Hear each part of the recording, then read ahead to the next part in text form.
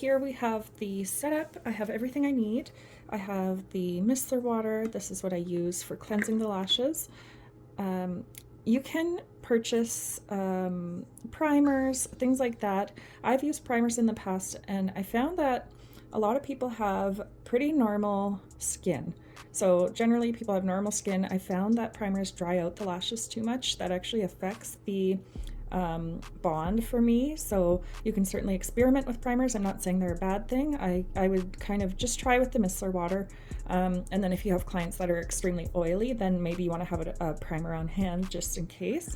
But then maybe cleanse afterwards with the micellar water. I find that glue does actually need a bit of moisture to bond really well. And then we have, of course, our micro swabs. So we use the micro swabs with the micellar water to cleanse the lashes.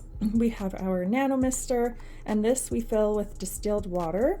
So your nano mister will look a little bit different. And then inside I have distilled water. I will give you a little bit of a tip. What I like to do to make life easier with distilled water comes in a huge jug. Well, I actually like to pour it into one of these tattoo squishy bottles, so when you squeeze, the water comes out at the end of the nozzle. So for filling a bottle like this, so easy. Anything else I have to fill, like my facials machine, my steamer, this squeeze bottle makes it so easy. So I think you'll really love that. I have my glue rings in here. Again, when you're first starting out, you might want to try some different things. You might want to try maybe a jade stone. You might want to try putting the glue right on your lash palette.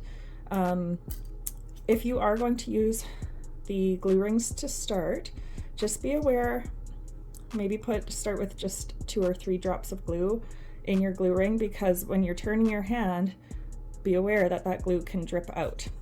Speaking from experience. You could even try to wear it on this hand if you're afraid, and kind of tilt it this way. But yeah, just always be aware that that ring is on your hand. And then we have our tape. So this is our double-sided tape. During our procedure, I stick the tape right here on my hand. So this acts as a little work pad for me. For instance, if I pick up too many lashes, then I can just go ahead, place them there, pick them up as needed, and then go ahead and place on the client. Dip in my glue ring, which would be right here, and it just speeds up your sets. Honestly, you'll love this technique. And then we have our medical tape. So this is in case bottom lashes sneak out. Again, your tape is going to look a little differently. I don't necessarily love this tape. It's a little too tacky for me. I have purchased new tape, which is going to be in your kits, and that is what is in your kit is going to be my preference. You may want to keep your tape in a drawer just to kind of keep it from getting all dusty.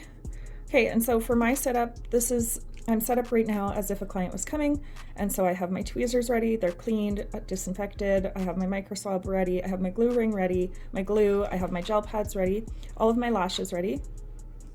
I have volume ready and the classic, although today my first client is just classic, and these are both decurl. This is what I work with primarily. In my drawer here, I have everything I need, easy access, so I'll just give you a quick look here.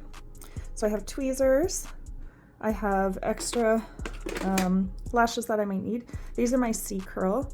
I only use them probably once a month. I have one client that likes them. I have my gel remover ready. Again, I've put a cream remover. I do prefer it because you can control it a little bit better. But yeah, I have gel remover ready for you. And what else do I have in here? Oh, I have a lash shampoo brush in case someone comes with really nasty lashes. Then you want to have lash shampoo on hand. Again, that'll be in your kit. And I think that's everything.